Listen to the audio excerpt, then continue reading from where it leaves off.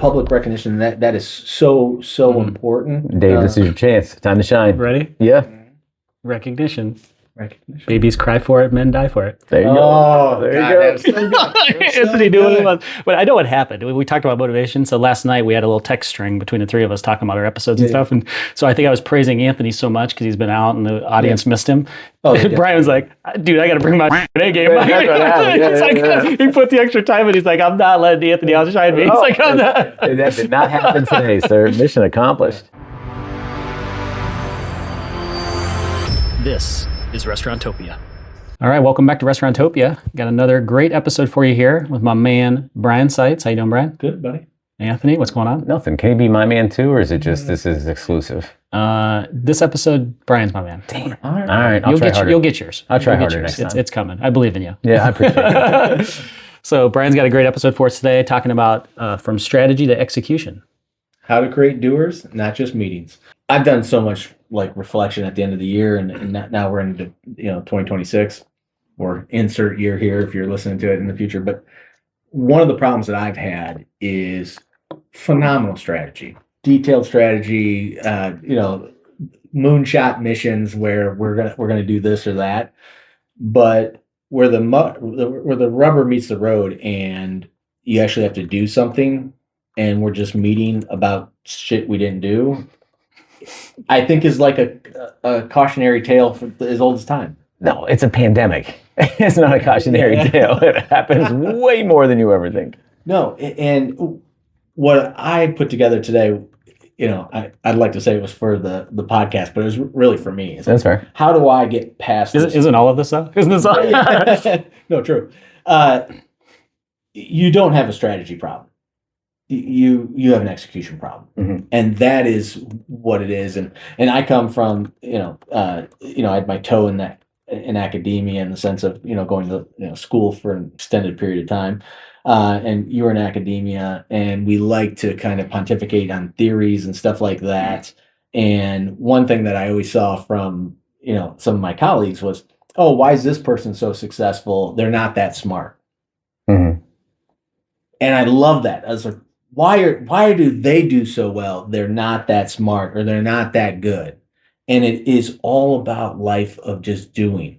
And not to sound like a Nike commercial, but like it is so profound that you're not executing. You're not actually doing the stuff.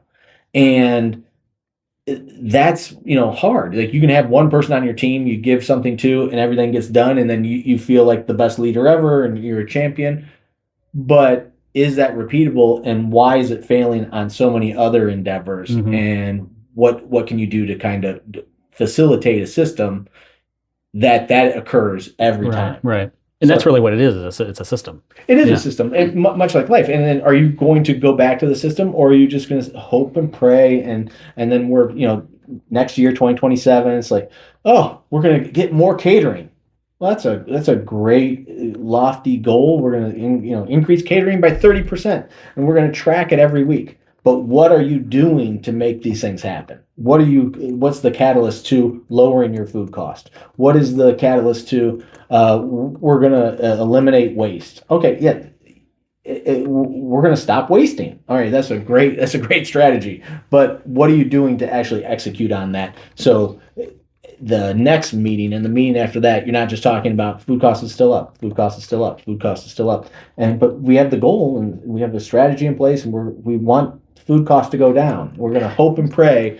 We're going to just move the needle here to make sure that food cost goes down, but it's never going to go down because you're not doing anything. Yeah, it's like everybody at a therapist visit where it's like, well, why do you have so much anxiety? Like, I don't know. Okay, well, just stop worrying so much. Yeah. Like, okay, yeah. It's just like every time you tell your wife, just calm down. Yeah. Like, just go. I saw a Chuck Norris thing the other day. It said Chuck Norris told his wife to calm down, and she didn't. Yeah, I love those ones. Yeah, It's great. Yeah, it might be the most interesting man, where it's like his mom got a tattoo son. His mom got a tattoo son. Why do people don't execute? And people don't fail to execute because they don't care, or it's because you fail to have a system in place that demands execution.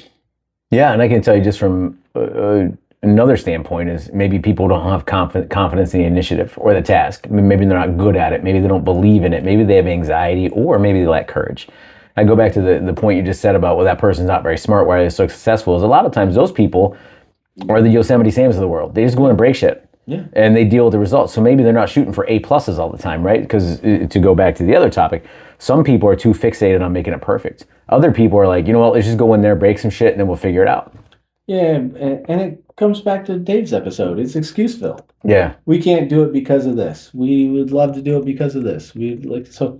Are you setting up the employee for 100% success 100% of the time? Do they have too many priorities? Do you have this year kickoff meeting and there's 97 initiatives we want to do? Like, slim it down. So is there vague ownership? Who is the person doing it? I always tell my team, if you CC or put 7 people on an email, nothing is going to happen. You have to actually tell that person, this is what it is. This is their follow-up. Make it bullet points, make it clear. If I just get an email and there's 5 people on it, I'm assuming the other 4 are going to carry this water, and no one is going to do that. So, especially if they're too busy. Especially if you haven't done a good job of making sure that the team has what they need and reasonable job scopes. Yeah, well, because they're not looking for more stuff to do. They're not going to throw their ring in there, their hat in the ring. Do you have a firefighter culture? Yeah, we're worrying about the emergency today. I don't care about food costs anymore. Just place an order, and if there's waste, theft, or overportion, I don't care. Like we're opening up today. Well, you got to identify that before you really focus on food costs. Yeah. If that is your goal, and I just use that as an example. But and plan and strategy aren't part of that mentality. Correct. It's whatever happens. When I open the door, when my phone rings, like I'm being drug around by today's issues. Yeah. If you're sitting, and you lead by chaos and you want another fire to happen, that's not real true leadership. It is good servant leadership that you're helping people out, but are you putting strategies in place? Are you thinking bigger picture? Are you doing the things that are necessary to move the needle long term with systems, with the, not just a meeting to meet, but, we're actually holding people accountable. Yeah. So I think, Dave, you mentioned this, ownership. Ownership creates doers. So if I give Anthony a project and, all right, run with it, that's great. But also execution begins at the task. So if I give you ownership of 7 tasks, are my expectations clear? Like, you got these 7 things, they need to be done. This is what you need to do. Like, that's a lot better of not just a strategy, but a plan versus saying, hey, we just want to lower food costs. Right. How do you want me to lower food It's funny. I do so much better when people give me 7 tasks rather than me give myself 7 tasks. Well, when you say I want lower food costs and with no other instruction, what do they do? They run out of food. You end up 86 and a bunch of stuff on the menu because they're like they don't know what else to do other than just order less. Yeah, or they start cheating the customer. Right. And then your sales go down because you went to the shrinkflation. Yeah. Shrinkflation. Remember that? We did that so long. I love that one. That's a good one. Yeah. Our spec sheet calls for 4 ounces of chicken. You get 2, sir. Yeah, absolutely. That's why I was very adamant never to bonus strictly off food cost. Yeah. It's so easy to cheat. It'll be achieved. Yeah. Yes, it will. I'll get the biggest bonus you ever had. Yeah. So a good example of this, and food cost is such a layup as far as an example, but Anthony owns food costs. 1 person, 1 outcome, visible responsibility.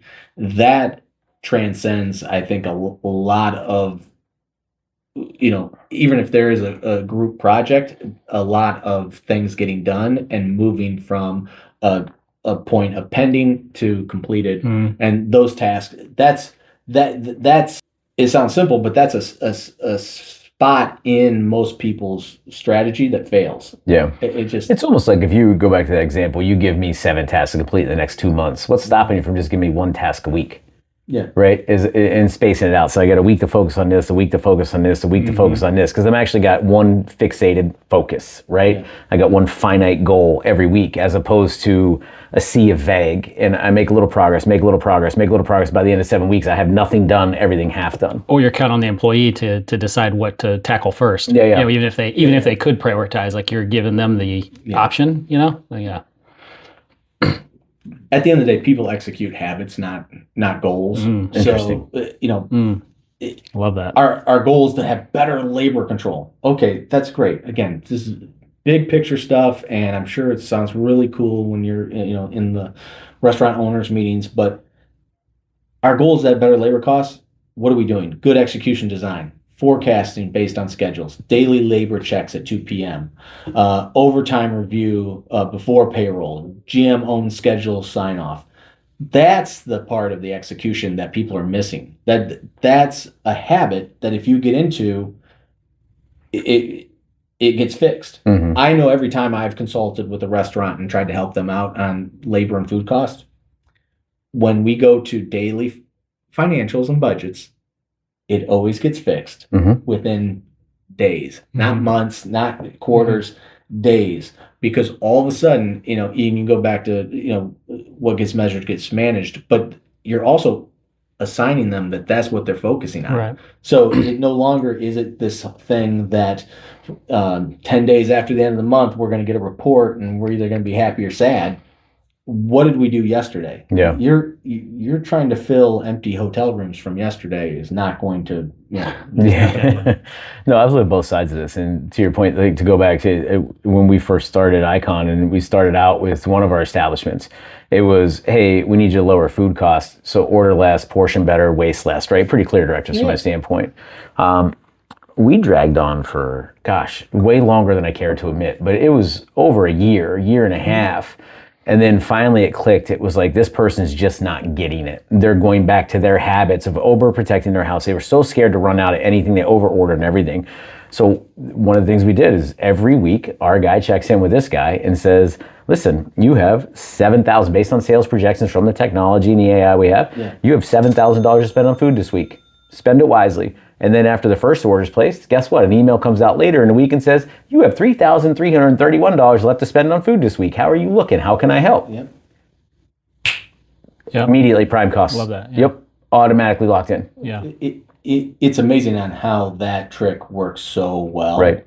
But it goes from food cost gold versus actual, what are you doing? Yeah. But in that instance, though, now that person now has seen the light. They don't need micromanaging anymore. No. Because they got the wins, they got the recognition, they got the credit. Now they want to do it, right? Yeah. Before they wanted to keep doing it their way because it wasn't clearly defined. But this is a great example. It happened to me. I saw it. No. And what are the tasks that you're doing to make sure that this occurs, or that you're empowering them to have?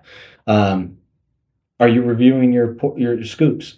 What does a portion scoop look like? Yeah. Does it hold 8 ounces of chicken? Right. Well, if your spec is 4 ounces of chicken, you're going to want people to have half a scoop. One, it looks bad to the customer, but also it's set up for failure. Yeah. Now, if it's, a 4 ounce scoop and it holds 6 ounces, that's a problem too. Yeah. So what are you doing to make sure that portion is correct every single time? Right. A vendor approved ordering. I'm sure this is one that you've dealt with. Like, is there someone else signing off on this order and it's really being reviewed and looked at? And weekly waste logs. Yeah. I mean, I love that. Like, that's when you're really trying to determine waste, theft, and overportioning, the weekly waste logs, I think, are huge. Just understand when you go into them, they're only 50% accurate.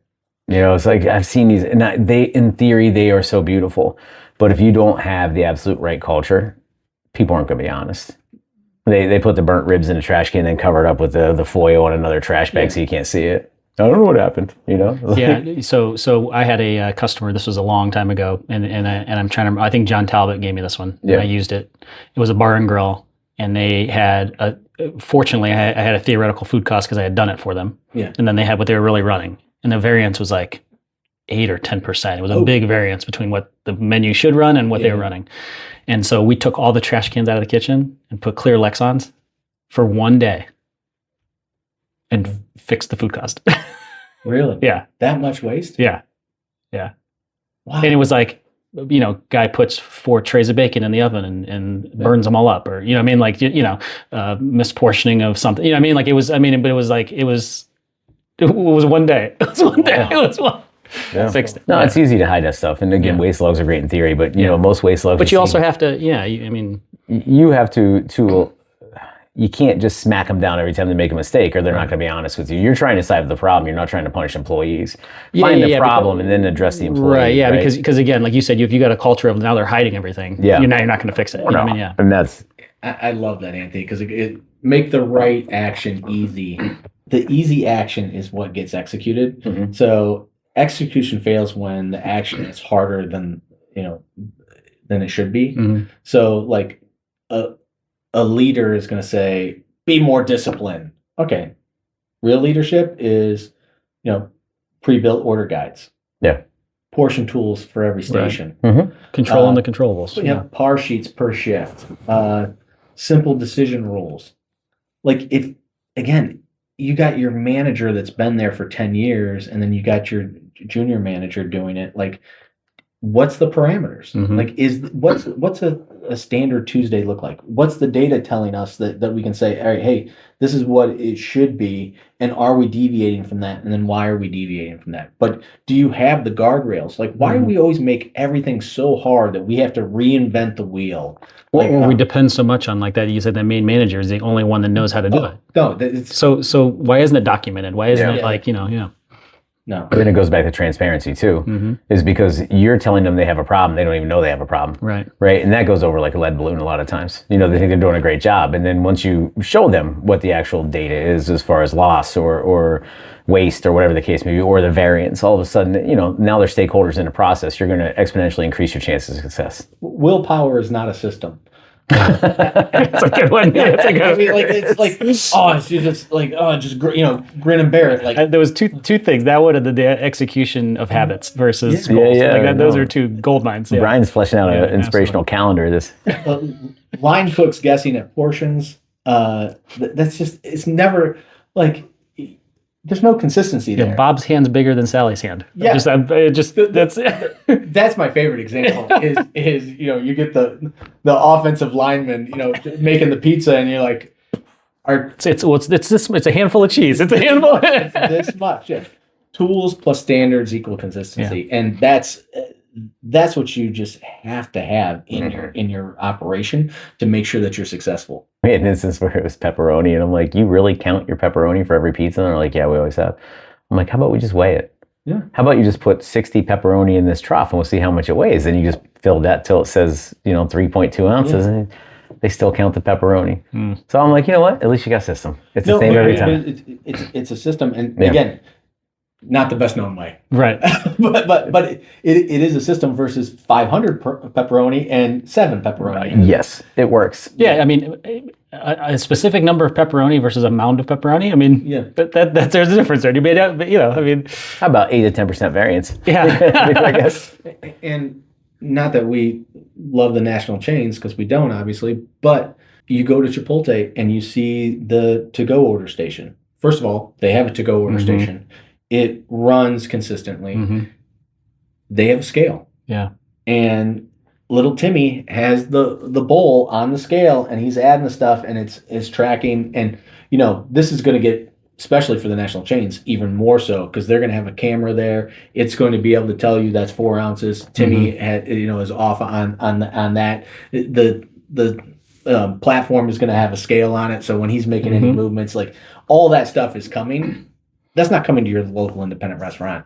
You need to train. You need to make sure that you're setting them up for success. Yeah. Narrow the focus until action is obvious.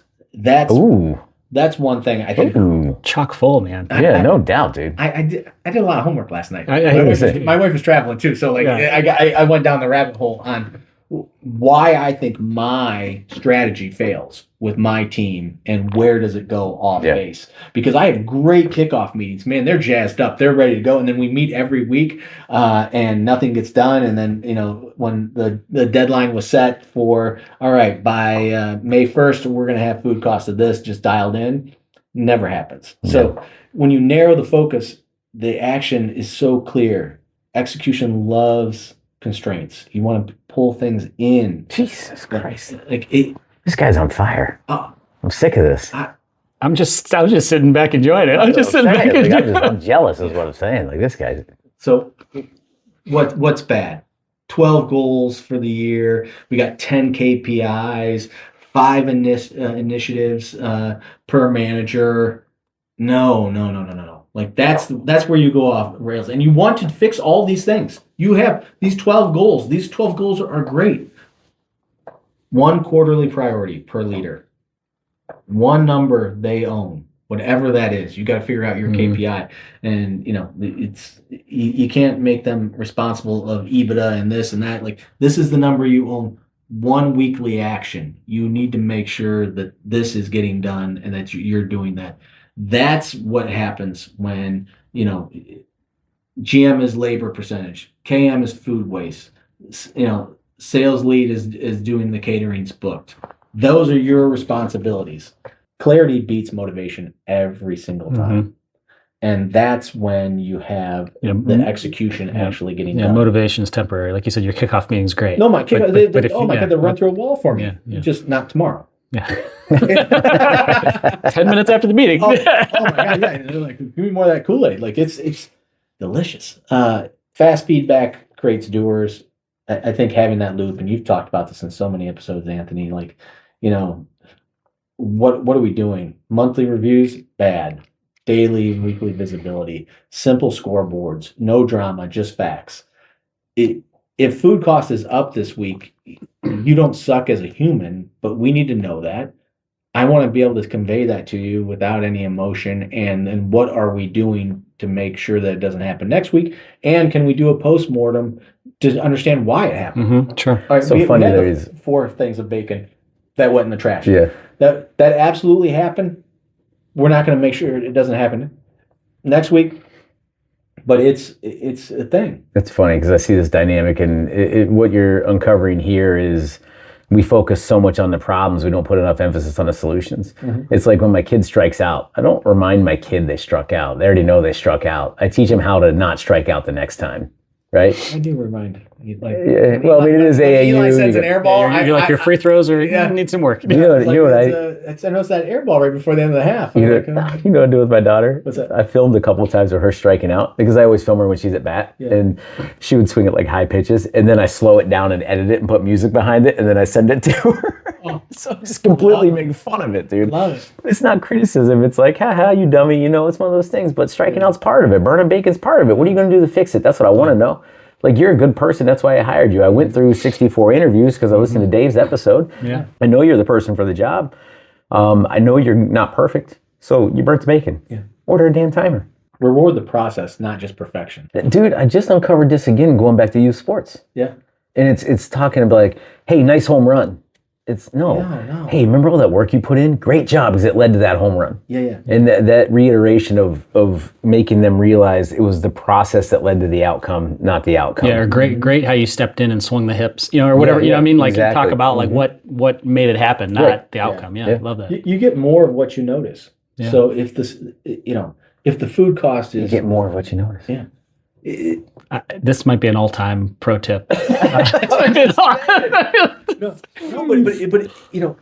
if food cost is your ultimate goal, and you obviously want that to increase your bottom line, but the cook station is clean, it's organized, it's got the right scoops there. Like those are the sorts of things that you want to notice. You want to talk to them about that. You want to bring that up. Call out effort. Call out improvement. Like, I think public recognition, that is so important. Dave, this is your chance. Time to shine. Ready? Yeah. Recognition. Babies cry for it, men die for it. There you go. There you go. Anthony doing it. But I know what happened. We talked about motivation. So last night we had a little text string between the three of us talking about our episodes and stuff. And so I think I was praising Anthony so much because he's been out and the audience missed him. Brian was like, dude, I got to bring my A game. He put the extra time in. He's like, I'm not letting Anthony outshine me. He's like, I'm not. That did not happen today, sir. Mission accomplished. No, but he had his scoops in place. Yeah, that's right. People repeat what gets recognized. Yeah, for sure. Yeah, not only that though, but you can praise your kitchen manager on a great food cost for the month, and they might just luck their way into it. You know, it might have been one of those things where, you know, they can't repeat it. You're praising the outcome. Yeah, exactly. You know what I mean? So when you praise the outcome, And so when you praise the process, that process is repeatable. And so the process isn't going to yield perfect results every time, but it's going to increase the propensity exponentially, you know, of you having a good outcome. No question. Yeah. And you got to protect your team from the chaos. And this one is really, I did a lot of self-reflection. So in my job, when we're buying stuff, or someone comes in with an emergency, or we're doing this deal to help out a customer, all of a sudden that becomes a priority. We got a timeline. It needs to be done. Like, I got, my favorite one was from Friday. Can I have this by the end of the week? On Friday. Yeah. It's like, you mean today, like before the end of the day? And I know you're leaving at 2, so you mean like within the next couple hours? Like, just say that, like, you know. But what do I do with my team? Shit runs downhill. I immediately assign the task. So my team, everything that they had planned for that day or that morning, immediately got shifted. So but I had to protect them. Like, all right, I know this has become a priority. This is part of our brand and how our department works. All right, we're going to move this, deadline around. So everyone felt very comfortable in what the new goal was and what the task needed to be done to be achievable. So it protect them from that chaos where I think so many people just dump on their employees, and then they don't realize that they failed to prioritize. And that lack of prioritization is, if that's a word, is causing chaos. And I think you would go close the circle. You go back to what you initially started talking about. Yeah. Now they don't know what to start. Now they got 7 things to do. Well, And then I think you hit it. It's like analysis by paralysis. Like, you just, all of a sudden you're just, now I'm thinking, like, I'm reviewing all this stuff. I got all this in front of me, but I don't know what bite to eat first. Yeah, and then your employee, you don't know what's going on at home on Friday evening. Because they're like, on Thursday night, they're like, well, I wonder what Brian's going to drop on me today. Yeah. You know what I mean? Like, they want to be, dude, Brian's an amazing leader, and he helped me. This became a priority. We shifted, but he helped me here. You know what I mean? Like, that's everything. Yeah. Are you meeting during service, or are you are you having like crazy meeting times? And don't create chaos as a leader. Constant priority changes, interrupting execution. Like, all right, I had the meeting, and then now I'm trying to execute on this thing, and now you're like knocking the ball out of my hand. Like, that's a great way to put it. It's protect planning time, clear escalation rules. Like, emergencies are going to happen. Sure. How do we escalate them, and how do we make sure that the team is then going to focus on that in an emergency? And weekly execution check-ins. So I find with my team, you guys would vomit if you saw our to-do list, because it is not narrowed and tailored and set up for success.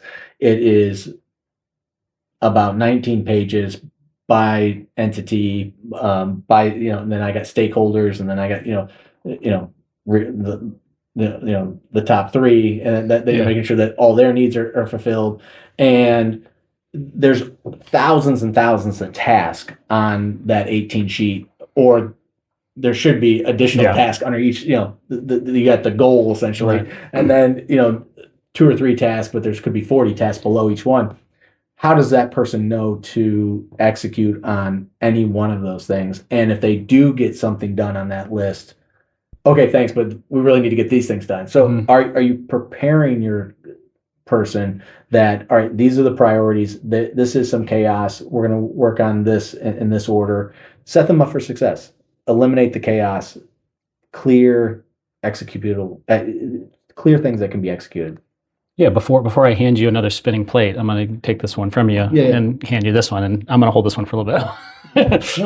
Yeah. No, I love it. And the hard truth is, everyone's not a doer. Yeah. I got a guy on my team, he's a doer. He'll do 10 things a day.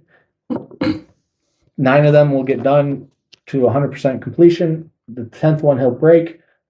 As a servant leader, as a team member, I fix that one, and the things get done. But I've also had other people that just aren't doers. And again, you just got to find that role for that person. And some people love meetings. Some people avoid ownership. The role fits the matter. If I give, a legal person a sales job, go out and, try to get this customer, they're going to do a horrible job. So make sure that the role, whatever the thing is, even if the person is a doer, you might not. It fits their skill set. Yeah, you might not like how the outcome is if it doesn't fit their skill set. So, loyalty without execution is not leadership. So you can love the person, but if they're not doing the job, you're not being a good leader. So how do you, really have the takeaway is you got to get stuff done. That's going to move the needle.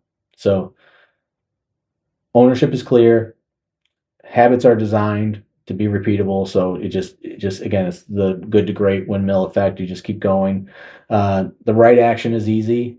Feedback is fast.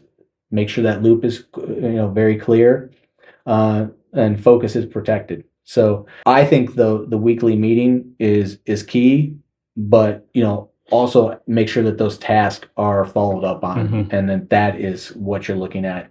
Focus on the task, focus on the habits, focus on getting things done, and then the end goal and the result will just come. Yeah. No, this is awesome. This is good stuff. A deep dive into execution. I love it. Yeah. Something you said about bite-sized chunks. Yeah. Yeah. For sure. You don't get execution by asking harder. You gotta design But the tone of my voice. But but that's what weak leadership shows us. Yeah. If I just yell at this person, I'm going to motivate them to get this done. No, you get it by designing better. Yes. Designing processes, habits.